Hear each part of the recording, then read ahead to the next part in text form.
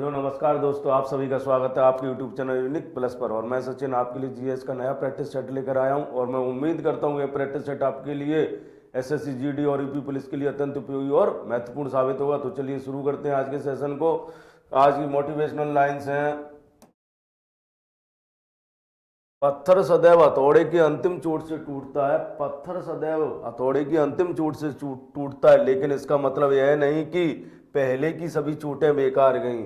सफलता निरंतर प्रयास का ही परिणाम है। तो देखिए, मोटिवेशनल कोड ये कहता है कि प्रयास करते रहिए, आप हमेशा सफल होंगे। और प्रयास ईमानदारी से किया जाए तो सफलता अवश्य मिलती है।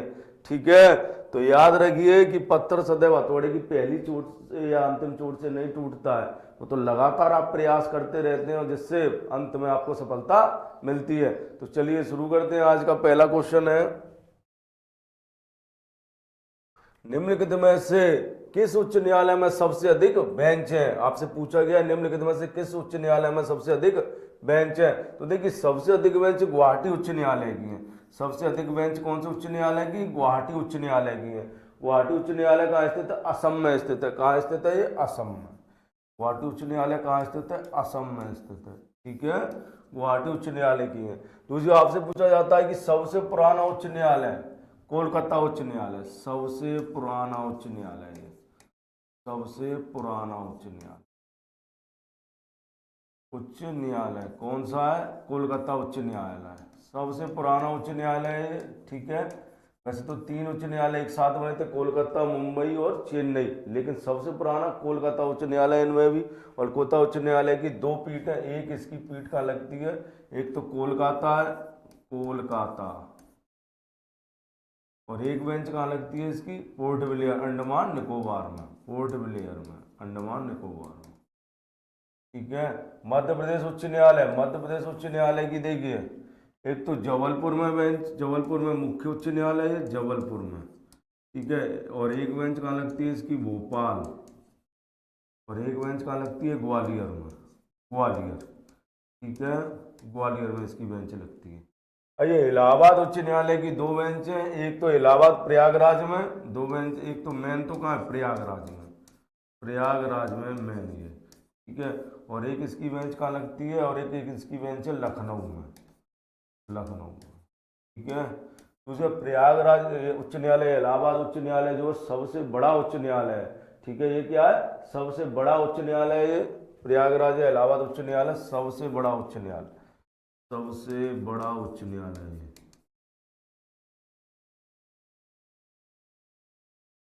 बड़ा उच्च न्यायालय है। ठीक है,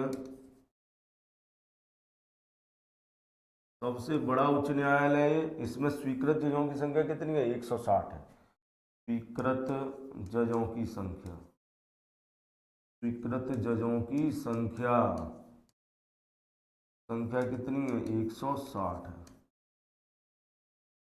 ठीक है, बात आती है कि सुप्रीम कोर्ट में जजों की संख्या का निर्धारण कौन करता है? पेपर में क्वेश्चन पूछा जाता है आपसे कि सुप्रीम कोर्ट में जजों की संख्या का निर्धारण कौन करता है। तो आइए देखिए, सुप्रीम कोर्ट में जजों की संख्या का निर्धारण, जजों की संख्या का निर्धारण, संख्या का निर्धारण कौन करता है? निर्धारण संसद करती है। सुप्रीम कोर्ट में जजों की संख्या का निर्धारण कौन करती है? संसद करती है। ठीक है, और उच्च न्यायालय में, हाई कोर्ट में जजों की संख्या का निर्धारण कौन करता है? उच्च न्यायालय में जजों की संख्या का निर्धारण, उच्च न्यायालय में जजों की संख्या का निर्धारण राष्ट्रपति करता, राष्ट्रपति संख्या का निर्धारण करता है। संख्या का निर्धारण किसकी? जजों की संख्या का निर्धारण कौन करता है? राष्ट्रपति करता है। उच्च न्यायालय में जजों की संख्या का निर्धारण कौन करता है? राष्ट्रपति करता है। ठीक है, आर्टिकल 129 में उच्च न्यायालय एक अभिलेख, वो उच्चतम न्यायालय सुप्रीम कोर्ट, आर्टिकल 129 में क्या है? ये अभिलेख न्यायालय। कैसा न्यायालय? अभिलेख न्यायालय। ठीक है, यानी जिसे अपनी अवमानना के लिए दंड देने का अधिकार है, अभिलेख न्यायालय। ठीक है, और ये कौन से में? 215 में ये भी क्या है? अभिलेख न्यायालय, उच्च न्यायालय। ठीक है, दूसरी बात, इसकी रिट जारी करने की शक्ति, सुप्रीम कोर्ट की रिट जारी करने की शक्ति आर्टिकल 32 में, जबकि हाई कोर्ट की रिट जारी करने की शक्ति 226 में।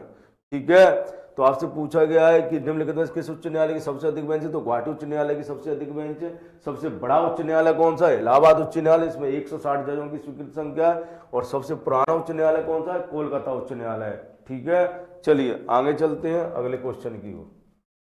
अगला क्वेश्चन कहता है कि निम्नलिखित में से किस राज्य में राज्यसभा के लिए निर्वाचित सदस्यों की संख्या सबसे कम है। तो देखिए छत्तीसगढ़, हिमाचल प्रदेश, झारखंड और पंजाब। तो सबसे कम का है हिमाचल प्रदेश में। हिमाचल प्रदेश में राज्यसभा सीटों की संख्या कितनी है, मात्र 3 है। 3 सीटें हैं राज्यसभा की। ठीक है, 3 सीटें किसकी हैं, राज्यसभा की। हिमाचल प्रदेश में राज्यसभा की कुल कितनी सीटें, 3 सीटें। यही आपसे पूछ लिया जाए कि सबसे अधिक राज्यसभा की सीटें कहाँ पर है। सबसे अधिक राज्यसभा की सीटें, राज्यसभा की सीटें, सबसे अधिक राज्यसभा की सीटें। तो सबसे अधिक राज्यसभा की सीटें कहाँ पर है, यूपी में, उत्तर प्रदेश में अपने में। कितनी है, 31 सीटें। ठीक है, ऐसी लोकसभा की सीटें, लोकसभा की सीटें सबसे अधिक कहाँ है, यूपी में। यूपी में सबसे अधिक है, सबसे अधिक। ठीक है, कितनी है, 80। यूपी में सबसे अधिक है, कितनी है, 80 है। ठीक है, तो आपसे पूछा है किस राज्य में राज्यसभा की निर्वाचित सीटें सबसे कम है, तो हिमाचल प्रदेश में 3 है। ठीक है, सबसे अधिक कहाँ है, उत्तर प्रदेश में 31 है। उसके बाद लोकसभा उत्तर प्रदेश में कितनी, 80 सीटें। चलिए अगले क्वेश्चन की ओर चलते हैं। अगला क्वेश्चन कहता है भारत का कौन सा एकमात्र राज्य जहाँ कॉमन सिविल कोड लागू है। देखिए समान सिविल संहिता, कॉमन सिविल कोड कौन सा आर्टिकल है, आर्टिकल है आपका 44। आर्टिकल कौन सा, 44 है, जहाँ कॉमन समान सिविल संहिता दी गई है आर्टिकल में। और भारत के कौन सा एकमात्र राज्य है जहाँ समान सिविल संहिता लागू है, गोवा में लागू है। देखिए गोवा में समान सिविल संहिता इसलिए लागू है कि गोवा पुर्तगालियों के नियंत्रण में था और 1961 में हमने उसका अधिग्रहण किया। ठीक है, यानी कार्रवाई की, वहाँ पुलिस कार्रवाई द्वारा गोवा को हमने अपने में मिला लिया। तो जैसा उनका संविधान था, जैसा एजेंट उनका शासन था, उसमें हमने कोई परिवर्तन नहीं किया है। इसलिए गोवा में कॉमन सिविल कोड लागू है, सभी के लिए सिविल कानून समान है गोवा में। ठीक है, भारत में उत्तराखंड एक दूसरा राज्य है जहाँ इसके लिए समिति बनाई गई है और जल्दी से जल्द हो सकता है वहाँ लागू हो जाए। चलिए अगले क्वेश्चन की ओर चलते हैं। अगला क्वेश्चन कहता है किस वेद में सभा और सम्मति, सभा और सम्मति को प्रजापति की 2 पुत्रियां कहा गया है। तो देखिए सभा और सम्मति 2 ऐसी संस्थाएं थी जो राजा पर नियंत्रण रखती थी, राजा पर नियंत्रण रखती थी। क्योंकि वैदिक काल में जो राजा हुआ करते थे वो उतने निरंकुश नहीं थे, तो ये राजा पर नियंत्रण रखती थी। और सभा और सम्मति को प्रजापति की 2 पुत्रियां अथर्ववेद में कहा गया। कौन से वेद में कहा गया, अथर्ववेद में कहा गया। आइए देखिए ऋग्वेद, ऋग्वेद स्तुति परक है और ये सबसे प्राचीन ग्रंथ है, सबसे प्राचीन वेद है, प्राचीन वेद। ऋग्वेद क्या है, सबसे प्राचीन वेद है। ऋग्वेद में कुल कितने मंडल है, 10 मंडल है। कितने मंडल है, 10 मंडल है। सूक्त कितने हैं ऋग्वेद में, सूक्त है इसमें 1028 सूक्त है, 10,580 ऋचाएं हैं, ऋचाएं हैं इसमें। ठीक है, 10,580 ऋचाएं हैं ऋग्वेद में। ठीक है, आइए सामवेद की बात करते हैं। सामवेद का संबंध किससे है, संगीत से है। सामवेद का संबंध किससे है, संगीत से, संगीत से। सामवेद का संबंध किससे, संगीत से है।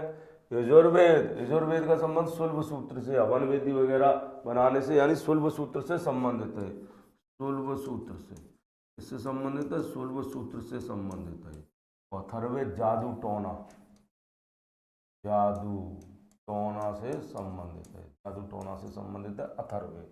ठीक है, आपसे पूछा गया कि सभा सम्मति को प्रजापति की 2 पुत्रियां किस वेद में कहा गया, तो अथर्ववेद में कहा गया है। ठीक है, चलिए आगे चलते हैं। आपसे पूछा निम्नलिखित में से किसने दिल्ली को सल्तनत की राजधानी के रूप में स्थापित किया। तो देखिए मोहम्मद गौरी ने दिल्ली से राजपूतों की सत्ता को समाप्त किया था। मोहम्मद गौरी ने दिल्ली से राजपूतों की सत्ता को समाप्त, राजपूतों की सत्ता को समाप्त किया, सत्ता को समाप्त किया। क्योंकि तराइन के द्वितीय युद्ध में पृथ्वीराज चौहान मोहम्मद गौरी से पराजित हो जाते हैं। ठीक है। तराइन के द्वितीय युद्ध में पृथ्वीराज चौहान किससे पराजित होते हैं? मोहम्मद गौरी से पराजित हो जाते हैं। ठीक है। ऐबक गुलाम वंश का संस्थापक था। किस वंश का संस्थापक था? गुलाम वंश का संस्थापक, गुलाम वंश का संस्थापक। ठीक है। लेकिन इसने क्या किया? इसने लाहौर से शासन किया, दिल्ली से शासन नहीं किया। इसने कहाँ से शासन किया? लाहौर से, लाहौर से शासन किया।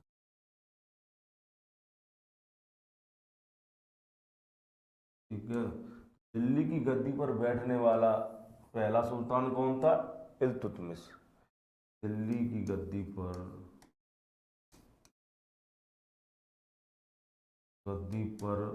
बैठने वाला पहला सुल्तान, बैठने वाला पहला सुल्तान इल्तुतमिश है। ठीक है। दिल्ली की गद्दी पर बैठने वाला पहला सुल्तान कौन है? इल्तुतमिश। दिल्ली की गद्दी पर बैठने वाला पहला सुल्तान कौन है? इल्तुतमिश है। ठीक है। तो आपसे पूछा गया कि दिल्ली को सल्तनत की राजधानी किसने बनाया? तो इल्तुतमिश ने दिल्ली को सल्तनत की राजधानी बनाया था। किसने बनाया था? इल्तुतमिश ने सल्तनत को, वो दिल्ली को सल्तनत की राजधानी बनाया था। ठीक है। चलिए अगले क्वेश्चन की ओर चलते हैं। अगला क्वेश्चन कहता है कि 1857 के संग्राम को प्रथम स्वतंत्रता संग्राम का नाम किसने दिया? तो देखिए 1857 के संग्राम के बारे में अलग अलग जो इतिहासकार थे उस समय के, उन्होंने अलग अलग मत दिया, लेकिन 1857 के विद्रोह को भारत का प्रथम स्वतंत्रता संग्राम बीडी सावरकर ने कहा था। किसने कहा था? बीडी सावरकर ने कहा था। 1857 के विद्रोह को भारत का प्रथम स्वतंत्रता संग्राम किसने कहा? बीडी सावरकर ने कहा था। ठीक है। जबकि बेंजामिन डिज़रायली जो ब्रिटिश सांसद थे, इन्होंने कहा था कि 1857 का विद्रोह राष्ट्रीय विद्रोह है। 1857 के विद्रोह को क्या कहा इन्होंने? विद्रोह को राष्ट्रीय विद्रोह का। उन्होंने कहा ये कैसा विद्रोह? राष्ट्रीय विद्रोह का। ब्रिटिश सांसद थे बेंजामिन डिज़रायली। ठीक है। विद्रोह को राष्ट्रीय विद्रोह का। ठीक है। दूसरे 1857 के विद्रोह का सरकारी इतिहासकार, सरकारी इतिहासकार कौन थे? सरकारी इतिहासकार थे एस एस सेन, और एस एस सेन की पुस्तक कौन सी है? 1857 इनकी पुस्तक है। ठीक है। सरकारी इतिहासकार एस एस सेन थे और इनकी पुस्तक कौन सी? 1857 है। देखिए 1857 के विद्रोह की शुरुआत आइए इधर पहले जानते हैं। देखिए वैसे तो बैरकपुर से होती है। कहाँ से होती है? बैरकपुर में कौन थे? मंगल पांडे जो 34वीं इन्फेंट्री के सिपाही थे। 34वीं इन्फेंट्री के सिपाही थे मंगल पांडे। 34वीं इन्फेंट्री के सिपाही कौन थे? मंगल पांडे। 34वीं इन्फेंट्री के सिपाही थे मंगल पांडे। ठीक है। और ये मंगल पांडे द्वारा 29 मार्च को अपने अंग्रेज अधिकारियों की हत्या कर दी इन्होंने। अपने अंग्रेज अधिकारियों की हत्या कर दी। अंग्रेज अधिकारियों की हत्या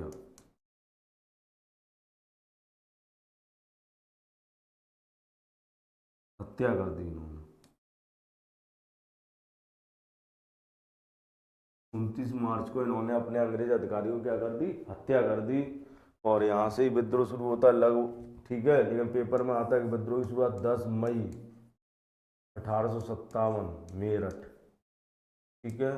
मेरठ में सेना ने विद्रोह किया। सेना ने विद्रोह, किसने विद्रोह किया? सेना ने विद्रोह किया। ठीक है। इसके बाद ये विद्रोह कहाँ पहुँचता है? ठीक है। देखिए 1857 में सेना ने मेरठ विद्रोह किया। आपसे पूछा जाता है कि दिल्ली में विद्रोह का नेतृत्व किसने किया? दिल्ली में विद्रोह का नेतृत्व बहादुर शाह जफर, याद रखना, बहादुर शाह जफर ने दिल्ली में विद्रोह का नेतृत्व किया। ठीक है। आपसे फिर पूछा जाएगा कि कानपुर में विद्रोह का नेतृत्व किसने किया? कानपुर में विद्रोह का नेतृत्व किया तुम्हारा नाना साहेब ने। नाना साहब ने नेतृत्व किया कानपुर में। लखनऊ में किया बेगम हजरत महल।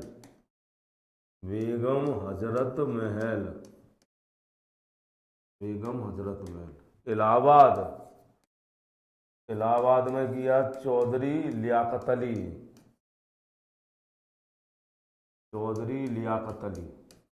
किसने किया? चौधरी लियाकत अली ने। इलाहाबाद में विद्रोह का नेतृत्व किसने किया? चौधरी लियाकत अली ने किया। झांसी, झांसी में विद्रोह का नेतृत्व किसने किया? रानी लक्ष्मीबाई। रानी लक्ष्मीबाई ने विद्रोह का नेतृत्व कहाँ किया? झांसी में किया। रानी लक्ष्मीबाई ने विद्रोह का नेतृत्व क्या किया? झांसी में किया। ठीक है। दूसरी बात, बिहार, बिहार में एक जगह थी जगदीशपुरा। जगदीशपुरा, जगदीशपुरा में विद्रोह का नेतृत्व किसने किया? जगदीशपुरा में विद्रोह का नेतृत्व किया तुम्हारा कुंवर सिंह ने। ठीक है, किसने किया? कुंवर सिंह ने विद्रोह का नेतृत्व किया। कुंवर सिंह किसने किया विद्रोह का नेतृत्व? कुंवर सिंह ने किया विद्रोह का नेतृत्व। देखिए, कुंवर सिंह एकमात्र ऐसे विद्रोही थे जिन्होंने अंग्रेजों को कई बार पराजित किया और इनकी स्वाभाविक मृत्यु हुई थी। ठीक है, कैसी मृत्यु हुई थी? स्वाभाविक मृत्यु हुई थी जिनकी। ठीक है, चलिए आइए, क्वेश्चन आपसे पूछा गया था कि 1857 के विद्रोह प्रथम स्वतंत्रता संग्राम किसने का? बी डी सावरकर ने का। बेंजामिन डिज़रायली सांसद थे और इन्होंने इसको राष्ट्रीय विद्रोह का, इन्होंने सिपाही और सैनिक विद्रोह नहीं था। कैसा विद्रोह था? राष्ट्रीय विद्रोह था। सरकारी इतिहासकार कौन है 1857 विद्रोह के? SS सेन, ये सरकारी इतिहासकार है। SS सेन कैसे इतिहासकार है? सरकारी इतिहासकार है। ठीक है, चलिए अगले क्वेश्चन की ओर चलते हैं। अगला क्वेश्चन कहता है किस यूरोपीय समुदाय ने भारत के साथ प्रथम व्यापारिक संबंध स्थापित किए थे? यानी कौन वो जो व्यापारिक संबंध स्थापित करने वाला पहला यूरोपीय कौन था? तो देखिए, सबसे पहले आपको पता है 1498 में कौन आते हैं? पुर्तगाली भारत आते हैं। 1498 पुर्तगाली सबसे पहले भारत आए 1498 में। कौन भारत आता है सबसे पहले? पुर्तगाली 1498 में भारत आते हैं और सबसे बाद में जाते हैं 1961 में। ठीक है, इसके बाद डच आते हैं। पहले नंबर पर पुर्तगाली, दूसरे पर डच, तीसरे पर ब्रिटिश, फिर फ्रांसीसी आते हैं। ठीक है, सबसे अंत में कौन आते हैं? फ्रांसीसी आते हैं। ठीक है, तो आपसे पूछा गया है कि किस यूरोपीय समुदाय ने भारत में प्रथम व्यापारिक संबंध स्थापित किए? तो पुर्तगालियों ने किए थे। पुर्तगाली भारत में पहली बार आए थे। अब्दुल मजीद नामक जो व्यापारी था अफ्रीका महाद्वीप, अफ्रीका से उनको भारत लेके आया, अरब व्यापारी था, पुर्तगाली आए थे। और ये कहाँ उतरे थे? कपिक डब्बू नामक, कालीकट नामक टापू पर उतरे और जमोरिन वहाँ का शासक था, इसने इनका स्वागत किया था। ठीक है, दूसरी बात, आइए तो चलिए, सबसे पहले पुर्तगाली, फिर डच, फिर ब्रिटिश और फिर फ्रांसीसी आते हैं। फ्रांसीसी सबसे बाद में आते हैं और इनकी कंपनी लुई 14, वहाँ के सम्राट जो थे लुई 14 के समय स्थापित की गई थी। ठीक है, और कोलवर्ट उनके वित्त मंत्री थे। ठीक है, चलिए आगे चलते हैं। अगला क्वेश्चन आपसे क्या पूछा गया? अगला क्वेश्चन कहता है कि अंग्रेज पुलिस अधिकारी सांडस, सांडस की हत्या में कौन क्रांतिकारी शामिल था? सांडस हत्याकांड में कौन क्रांतिकारी शामिल था? तो राम प्रसाद बिस्मिल, अशफाक उल्लाह खां, रोशन सिंह और चंद्रशेखर आजाद। देखिए इधर सांडस हत्याकांड में देखिए राम प्रसाद बिस्मिल, अशफाक उल्लाह खां, रोशन सिंह, इन तीनों को काकोरी ट्रेन एक्शन 9 अगस्त 1925 को Kakori train action, Kakori train action में फांसी की सजा दे दी जाती। ट्रेन एक्शन में फांसी की सजा, तो इन्होंने काकोरी ट्रेन एक्शन यानी ट्रेन सरकारी खजाने पे लूटा था, उसके लिए इनको फांसी की सजा दी जाती है। ठीक है, 4 लोगों को फांसी की सजा दी गई थी, राम प्रसाद बिस्मिल, अशफाक उल्लाह खां, रोशन सिंह और राजेंद्र लहड़ी। चौथे कौन थे? राजेंद्र लहड़ी। ठीक है, 4 लोगों को फांसी की सजा दी गई, राजेंद्र लहड़ी। ठीक है, तो देखिए राम प्रसाद बिस्मिल को फांसी कहाँ दी गई? गोरखपुर में। आपसे क्वेश्चन पूछा जा सकता है कि राम प्रसाद बिस्मिल को फांसी कहाँ हुई थी? इनको फांसी हुई गोरखपुर में। गोरखपुर में कहाँ फांसी होती है? गोरखपुर में इनको फांसी होती है। ठीक है, कहाँ फांसी हुई इनको? गोरखपुर में। राम प्रसाद बिस्मिल को फांसी कहाँ हुई? गोरखपुर में। ठीक है, गोरखपुर में फांसी किसको होती है? राम प्रसाद बिस्मिल को फांसी होती है गोरखपुर में। अशफाक उल्लाह खां को कहाँ फांसी होती है? फैजाबाद। अशफाक उल्लाह खां को फांसी कहाँ हुई? फैजाबाद में होती है। ठीक है, रोशन सिंह को फांसी कहाँ होती है? इलाहाबाद यानी प्रयागराज में, प्रयागराज में। ठीक है, रोशन सिंह को फांसी प्रयागराज। राजेंद्र लोहड़ी को कहाँ होती है? प्रतापगढ़, कोंडा में, प्रतापगढ़ में। ठीक है, तो देखिए अब आपसे पूछा सांडस हत्याकांड, सांडस हत्याकांड कब हुआ? 1928 में हुआ। तो सांडस हत्याकांड में कौन शामिल थे? चंद्रशेखर आजाद। आइए इधर बात करते हैं, सांडस हत्याकांड में कौन कौन शामिल था? सांडस हत्याकांड में क्या कांड में कौन कौन शामिल था? तो सांडस हत्याकांड में भगत सिंह, चंद्रशेखर आजाद,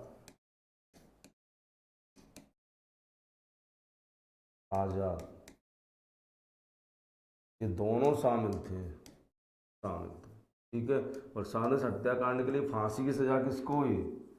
फांसी की सजा, तो देखिए फांसी की सजा 3 लोगों को होती है, भगत सिंह, सुखदेव और राजगुरु को। फांसी की सजा 3 लोगों को होती है, भगत सिंह, सुखदेव और राजगुरु को।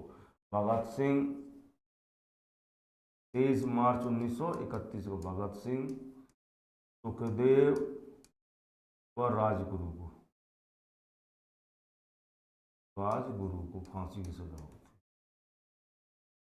तो फांसी की सजा 3 लोगों को होती है सांडस हत्याकांड के, भगत सिंह, सुखदेव और राजगुरु को होती है। ठीक है, चलिए, तो आपसे पूछा गया है कि अंग्रेज पुलिस अधिकारी सांडस की हत्याकांड में कौन क्रांतिकारी शामिल नहीं था? तो चंद्रशेखर आजाद शामिल नहीं थे। अगले क्वेश्चन की ओर चलते हैं।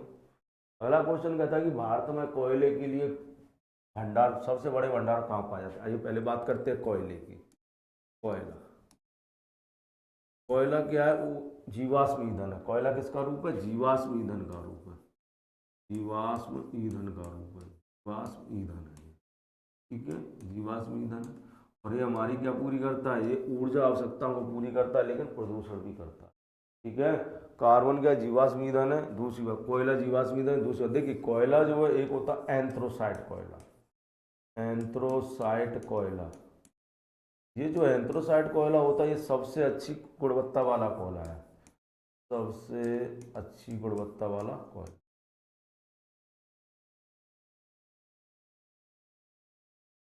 गुणवत्ता का कोयला है, इसमें कार्बन की मात्रा ज़्यादा होती है। ये कहाँ पाया जाता है? सबसे अच्छी गुणवत्ता का कोयला एंथ्रोसाइट। और ये भारत में कहाँ मिलेगा? चलिए बताइए। ये भारत में सिर्फ जम्मू कश्मीर राज्य में मिलता है, जम्मू कश्मीर राज्य में पाया जाता है। कहाँ मिलता है? जम्मू कश्मीर में। कहाँ मिलता है ये कोयला? जम्मू कश्मीर राज्य में मिलता है एंथ्रोसाइट। ठीक है, इसमें कार्बन की मात्रा सबसे ज़्यादा होती है। फिर है बिटुमिन्स कोयला, बिटुमिन्स कोयला, बिटुमिन्स कौन सा कोयला है? बिटुमिन्स कोयला आता है दूसरे नंबर पर। और देखिए यह है भारत में सबसे ज़्यादा पाया जाता है बिटुमिन्स कोयला, भारत में सबसे ज़्यादा पाया जाता है। आता है लिग्नाइट कोयला, ये तमिलनाडु में मिलता है। लिग्नाइट कोयला कहाँ पाया जाता है? तमिलनाडु में। लिग्नाइट कोयला, कोयला भारत में ये घटिया क्वालिटी का कोयला है, और ये कहाँ पाया जाता है? तमिलनाडु में। कहाँ मिलता है? तमिलनाडु में। आपसे पूछा गया है कि भारत में कोयले के भंडार सबसे अधिक कहाँ है? बड़े कोयले के भंडार झारखंड में, सबसे बड़े कोयले के भंडार झारखंड में, झारखंड के बाद छत्तीसगढ़ में, छत्तीसगढ़ के बाद उड़ीसा में। ठीक है, तो भारत में सबसे बड़े कोयले के भंडार कहाँ है? झारखंड में पाए जाते हैं। झारखंड का झरिया कोयला उत्पादन के लिए प्रसिद्ध है। झारखंड का कौन सी खान? झरिया की खान, झरिया की खान इसके लिए प्रसिद्ध है, कोयला उत्पादन के लिए प्रसिद्ध है झरिया की खान। ठीक है, तो भारत में सबसे बड़े कोयले के भंडार कहाँ है? झारखंड में। दूसरे नंबर पर छत्तीसगढ़ है, फिर उड़ीसा है। ठीक है, दूसरे नंबर पर कौन है? छत्तीसगढ़ है, फिर उड़ीसा है। आइए इधर, आपसे पूछा है कौन सूर्य का निकटतम ग्रह है? तो देखिए सूर्य का सबसे निकटतम ग्रह आपको पता ही है। देखिए सूर्य का सबसे निकटतम ग्रह, देखिए इधर, ये सोन है, सन। ठीक है, तो ये आपका बुध, फिर है आपका शुक्र, फिर है आपकी पृथ्वी, फिर है आपका ये मंगल, फिर बृहस्पति, मान लीजिए बृहस्पति, चलो लिखता हूँ, ऐसे नहीं आ पाए। बृहस्पति है, फिर शनि है, फिर वरुण है, वरुण, और उसके बाद है आपका वो सॉरी अरुण, लिख दे। देखिए फिर है आपका जुपिटर यानी बृहस्पति, फिर है आपका सैटर्न, फिर है यूरेनस, और फिर है वीन वो वरुण, नेपच्यून। उसके बाद कौन सा? नेपच्यून है, वरुण कहते हैं जिसको, यूरेनस, फिर है आपका नेपच्यून, इस प्रकार है। ठीक है, तो देखिए आपसे पूछा सूर्य का सबसे निकटतम ग्रह कौन सा है? बुध। जो सूर्य के सबसे निकटतम ग्रह कौन सा है? बुध है, सूर्य के सबसे निकटतम है। शुक्र ग्रह को साय का तारा या भोर का तारा कहते हैं। इसको साय का तारा, तारा या भोर का तारा कहते हैं, या भोर का तारा कहते हैं। दूसरा, सौरमंडल का सबसे चमकीला ग्रह है ये, सौरमंडल का सबसे चमकीला ग्रह, सबसे चमकीला ग्रह,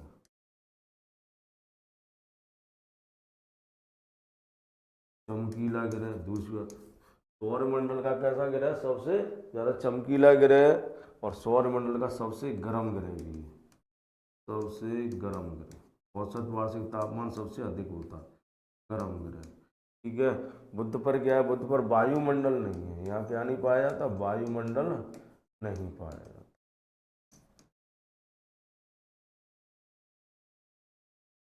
वायुमंडल नहीं पाया जाता, इसलिए इसका दैनिक तापांतर सबसे अधिक होता है, इसलिए यहाँ तापांतर, तापांतर अधिक होता है, अधिक होता है। दिन के समय तो क्या होता है, यहाँ तापमान बहुत अधिक हो जाता है, लेकिन रात में तापमान माइनस में चला जाता है। ठीक है, दैनिक तापांतर सबसे अधिक होता है इसका।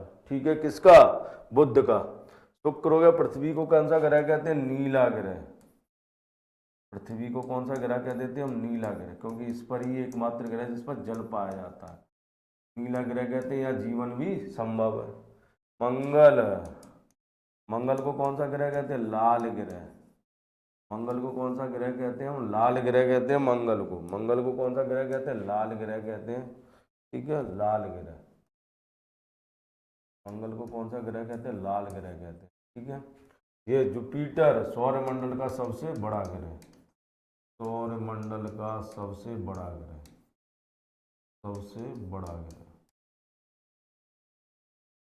दूसरा देखिए, नेपच्यून जो है सूर्य से सबसे अधिक दूरी पर स्थित है। नेपच्यून जो है सूर्य से सबसे अधिक दूरी पर स्थित है। यह जो नेपच्यून जो है सूर्य से सबसे अधिक दूरी पर स्थित है, सबसे अधिक दूरी पर स्थित है। ठीक है, सबसे अधिक दूरी पर स्थित है।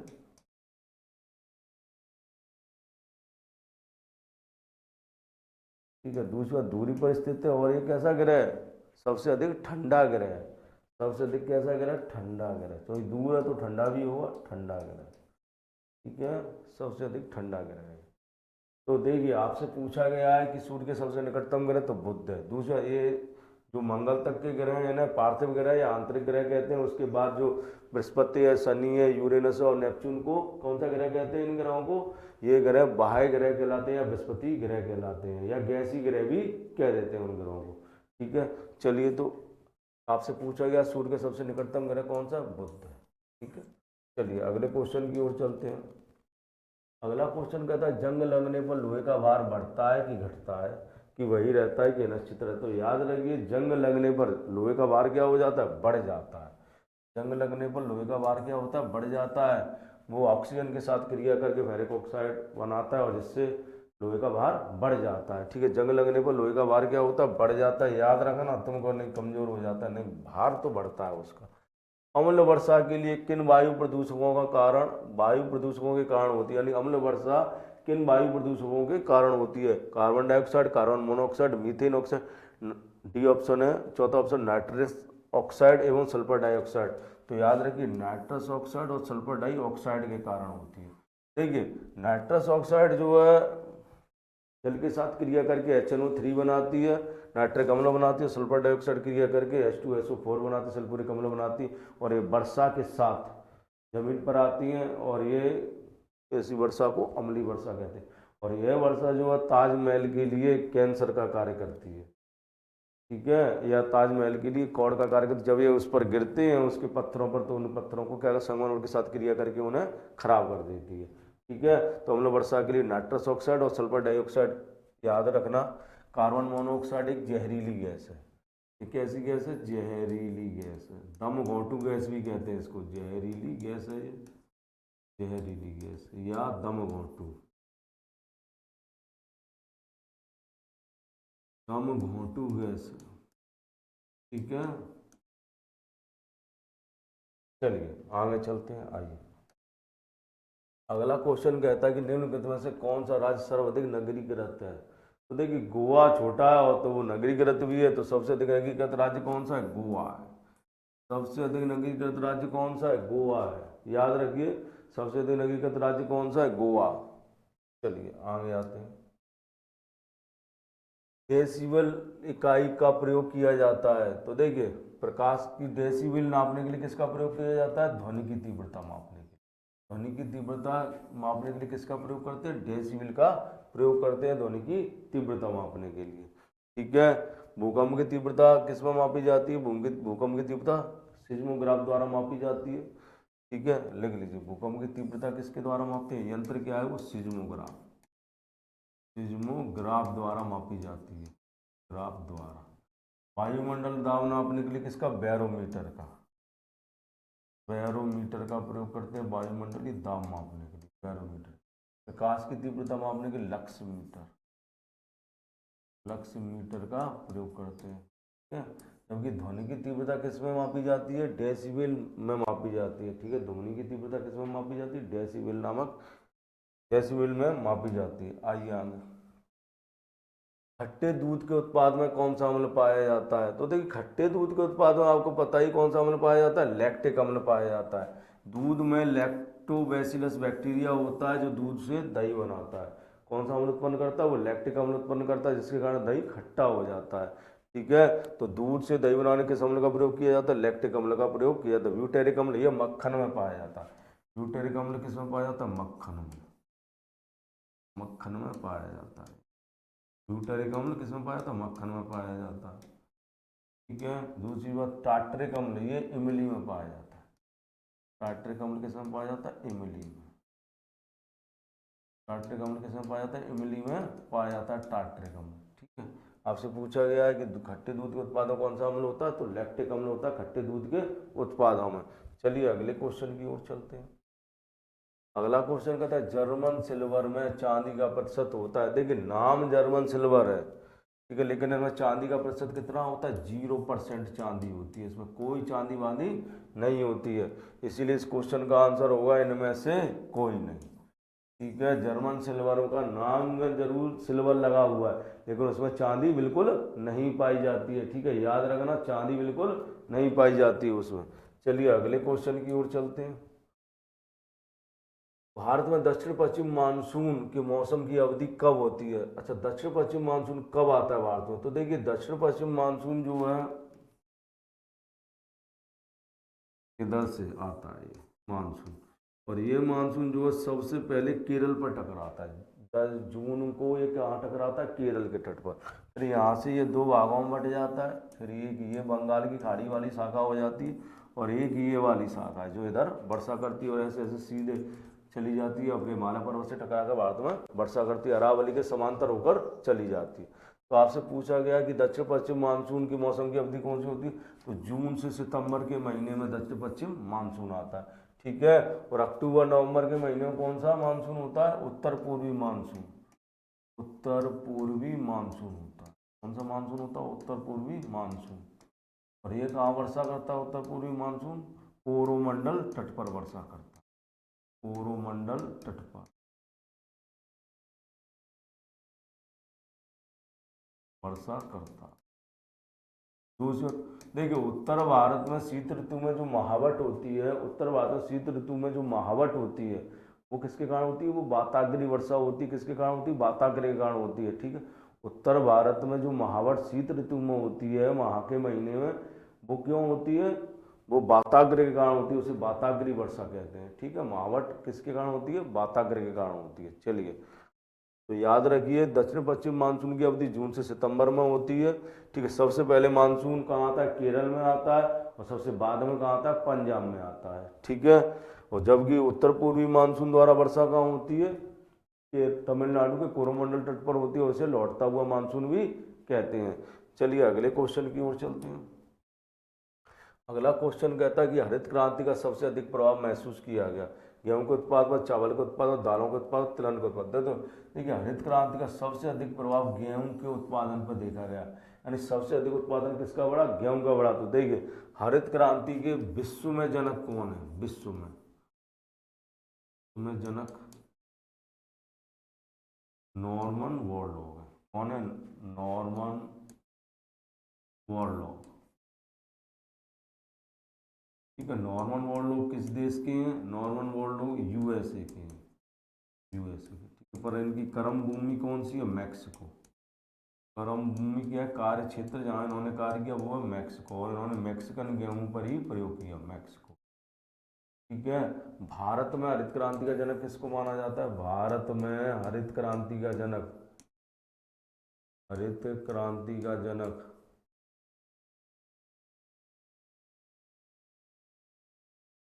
भारत में हरित क्रांति का जनक किसको माना जाता है, चलिए भारत में हरित क्रांति का जनक एम.एस. स्वामीनाथन को माना जाता है, एम.एस. स्वामीनाथन। ठीक है, किसको माना जाता है, एम.एस. स्वामीनाथन को माना जाता है भारत में हरित क्रांति का जनक। किसको माना जाता है, एम.एस. स्वामीनाथन को माना जाता है भारत में हरित क्रांति का जनक। दूसरी बात, हरित क्रांति जो है भारत में कौन सी पंचवर्षीय योजना थी, तीसरी पंचवर्षीय योजना। कई बार ये क्वेश्चन पूछा गया, तीसरी पंचवर्षीय योजना के तहत चलाई गई थी, तीसरी पंचवर्षीय योजना।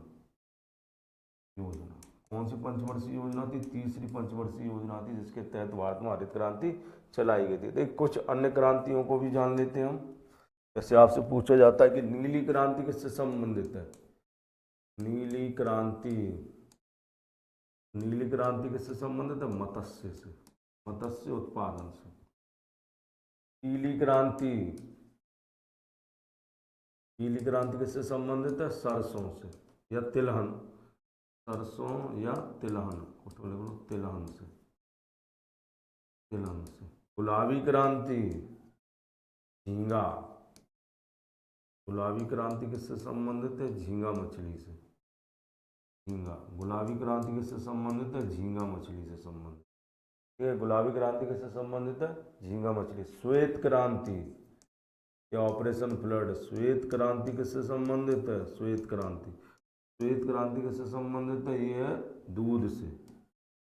श्वेत क्रांति किससे संबंधित है, दूध से संबंधित है श्वेत क्रांति।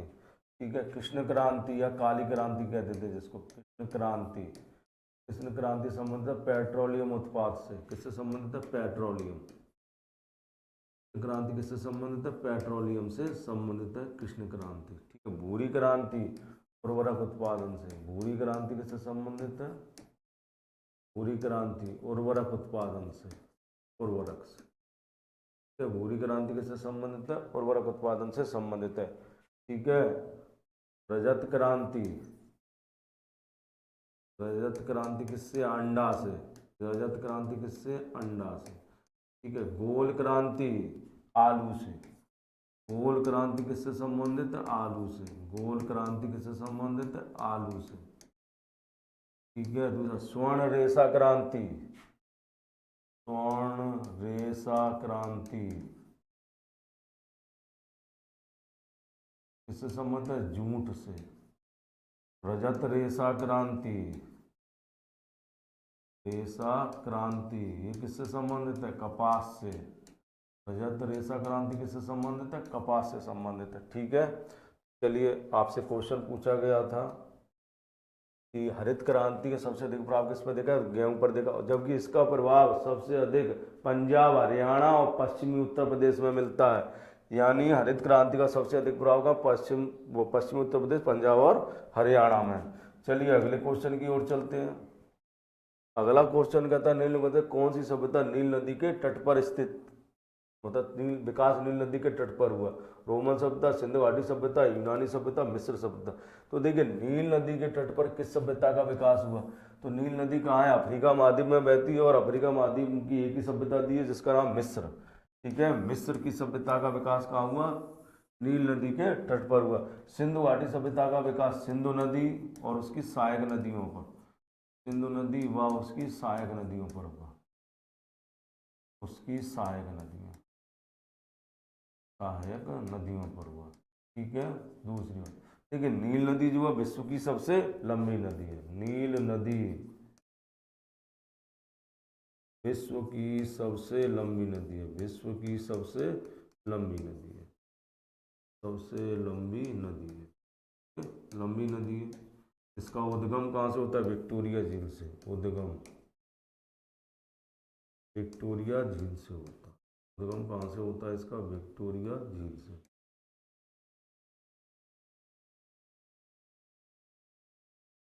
होता है। दूसरी बात, नील नदी पर मिस्र में कौन सा बांध है? मिस्र में असवान बांध बना हुआ। असवान बांध स्थित है। बांध स्थित है। ठीक है। नील नदी में कौन सा बांध स्थित है? नील नदी पर असवान बांध स्थित है मिस्र में। ठीक है। नील नदी का विकास, और नील नदी के तट पर कौन सी सभ्यता आई है? मिस्र की सभ्यता नील नदी के तट पर आई। नील नदी के तट पर कौन सी सभ्यता आई? मिस्र की सभ्यता का हुआ नील नदी के तट पर हुआ। चलिए अगले क्वेश्चन की ओर चलते हैं। अगला क्वेश्चन कहता है उत्तर प्रदेश का सबसे ऊंचा बांध कौन सा है? कहाँ पर है? तो उत्तर प्रदेश का सबसे ऊंचा बांध ललितपुर जिले में है। कौन से जिले में? ललितपुर जिले में उत्तर प्रदेश का सबसे ऊंचा बांध स्थित है। ठीक है। ललितपुर जिले में उत्तर प्रदेश का सबसे ऊंचा बांध स्थित है। चलिए अगला क्वेश्चन। अगला क्वेश्चन कहता है कि निम्नलिखित में से कौन देश बंधु के नाम से जाना जाता है? तो देखिए देश बंधु के नाम से हम किसको जानते हैं? चित्तरंजन दास को। CR दास को देश बंधु के नाम से जाना जाता है। ठीक है। जबकि डॉक्टर राजेंद्र प्रसाद को क्या कहते हैं? अजात शत्रु का कोई शत्रु ना जन्मा हो, अजात शत्रु किसको कहते हैं? डॉक्टर राजेंद्र प्रसाद को कहते हैं अजात शत्रु। ठीक है। CR दास को देश बंधु कहा जाता है। जयप्रकाश नारायण को लोकनायक कहते हैं। इनको क्या कहते हैं? लोकनायक। जयप्रकाश नारायण को क्या कहते हैं? लोकनायक कहते हैं। जयप्रकाश नारायण ही भारत छोड़ो आंदोलन के दौरान हजारीबाग सेंट्रल जेल को लांघकर भाग आए थे और इन्होंने भूमिगत होकर आंदोलन का नेतृत्व किया था। वल्लभ भाई पटेल, वल्लभ भाई पटेल को सरदार क्या कहते हैं? सरदार या लौह पुरुष। सरदार तो इनकी उपाधि थी, इनको क्या कहते हैं? लौह पुरुष कहते हैं। वल्लभ भाई पटेल को क्या कहते हैं? लौह पुरुष। लौह पुरुष। लौह पुरुष क्यों कहते हैं इनको? ठीक है। इनको क्या कहते हैं? लौह पुरुष कहते हैं। भारत का बिस्मार्क भी कहते हैं इनको। वल्लभ भाई पटेल को क्या कहते हैं? भारत का बिस्मार्क, क्योंकि इनकी भूमिका भारत के एकीकरण में थी, तो इनको क्या कहते हैं? भारत का बिस्मार्क कहते हैं। भारत का बिस्मार्क। बिस्मार्क। ठीक है। एक और पॉइंट है, इनको सरदार की उपाधि बारदौली की महिलाओं ने दी थी। इनको सरदार की उपाधि, सरदार की उपाधि ने दी थी? सरदार की उपाधि बारदौली की महिलाओं ने दी थी। बारदौली की महिलाओं ने दी। सरदार की उपाधि किसने दी थी? बारदौली की महिलाओं ने दी थी। ठीक है।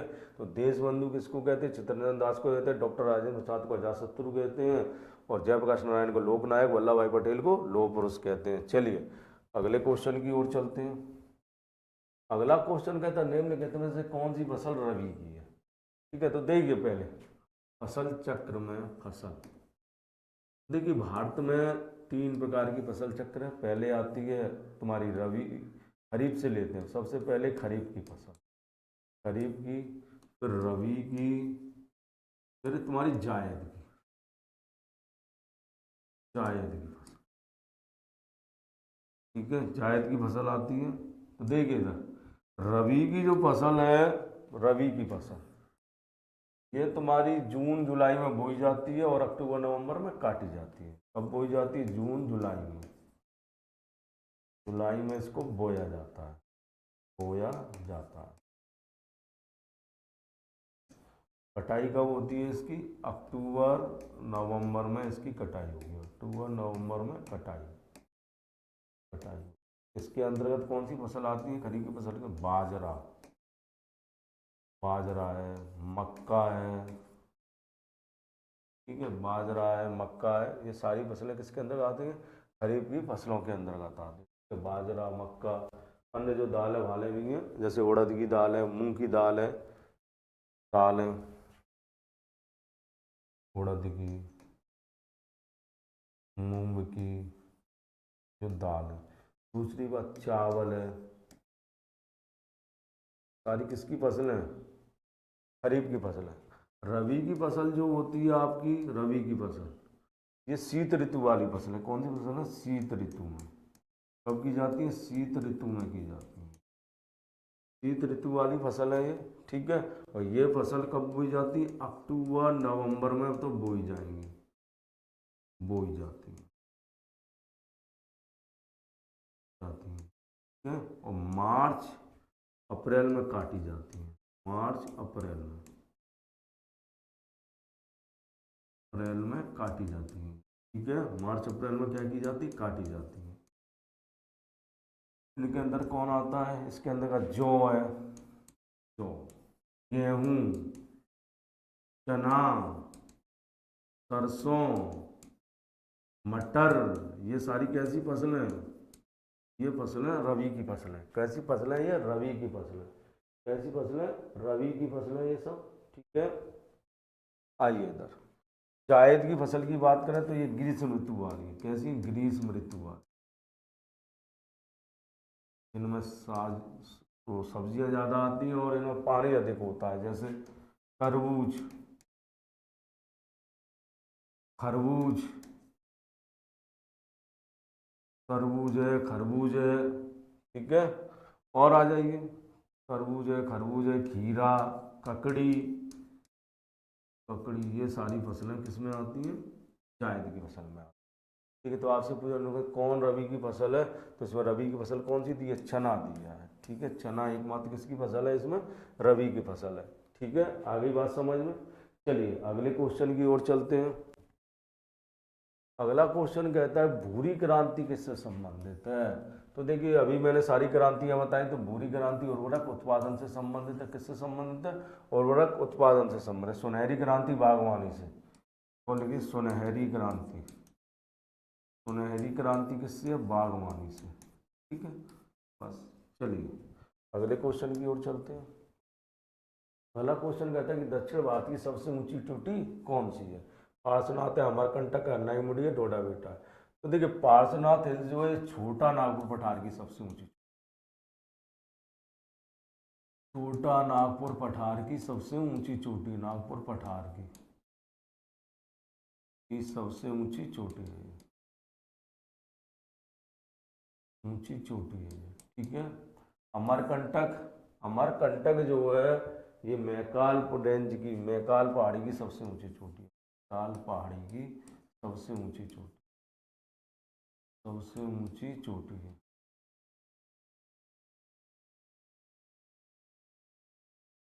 अन्नाईमुडी ये दक्षिण भारत की सबसे ऊंची चोटी है, अन्नामलाई की है दक्षिण भारत की सबसे ऊंची चोटी, दक्षिण भारत की सबसे ऊंची चोटी, दक्षिण